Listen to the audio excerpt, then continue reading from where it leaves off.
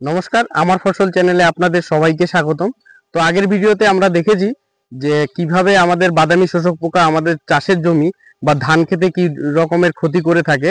তো আমরা আজকে সেটা নিয়ে আলোচনা করব, যেটা হচ্ছে আপনার যে সেই বাদামি শোষক পোকা কিভাবে তার প্রতিকার করা যায়, আমরা কি প্রোডাক্টের মাধ্যমে আমরা সেই পোকাটাকে দমন করতে পারি, সেটা নিয়েই আজকের এই প্রতিবেদন।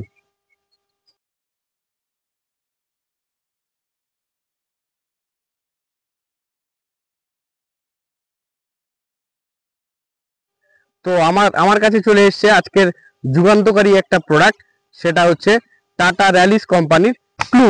এই যে দেখতে পাচ্ছেন আমার হাতে এই প্রোডাক্ট। তো ক্লু যে প্রোডাক্টটা আছে, এটার যে অ্যাক্টিভ ইনগ্রিডিয়েন্ট রয়েছে সেটা হচ্ছে পাইরিডাবিন 50% WG ফর্মুলেশনের মধ্যে আছে। আপনারা মার্কেটে যে কোনো দোকানের মধ্যে কিন্তু এই ওষুধটা পেয়ে যাবেন। এইটার হচ্ছে মুড অফ অ্যাকশন কি, এটা যখন আপনারা স্প্রে করবেন, এটা হচ্ছে সিস্টেমিক ইনসেকটিসাইড, মানে হচ্ছে অন্তর্বাহিত। এটা হচ্ছে আপনার কীটনাশক। তো অন্তর্বাহিত কীটনাশক হওয়ার কারণে আপনারা যখন স্প্রে করবেন, পোকা যখন শরীরের মধ্যে লাগবে বা পোকা যদি যেই উদ্ভিদটার রস চুষে খাবে, তার যখন রস চুষে খাবে তখন কি হবে, সেটা কি হবে আপনার সেই পোকার গায়ের ভেতরে ঢুকে যাবে বা শরীরের ভেতরে ঢুকে যাবে। ঢুকে যাওয়ার ফলে তার যে খাওয়ার যে ক্ষমতাটা সেটাকে নষ্ট করে দেবে, তার পাশাপাশি কি করবে, তার যে ডিম পাড়ার ক্ষমতাটাকেও কিন্তু নষ্ট করে দেবে। এইভাবে কি হয়, পোকাকে সম্পূর্ণভাবে আপনারা কিন্তু সেই পোকাটা মারা যাবে। তো এইভাবে কিন্তু এই ক্লু যে প্রোডাক্টটা আছে এইবার এটা এইভাবেই কাজ করে।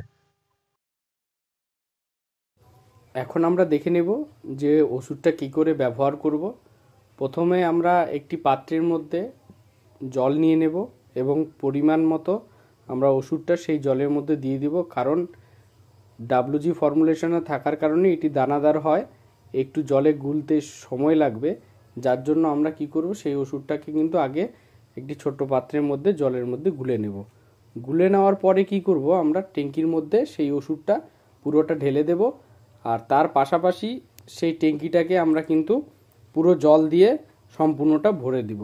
ভরে দেওয়ার পরে কিন্তু আমরা জমিতে সেই ওষুধটার যে সংমিশ্রণটা আছে সেটা কিন্তু আমরা স্প্রে করব।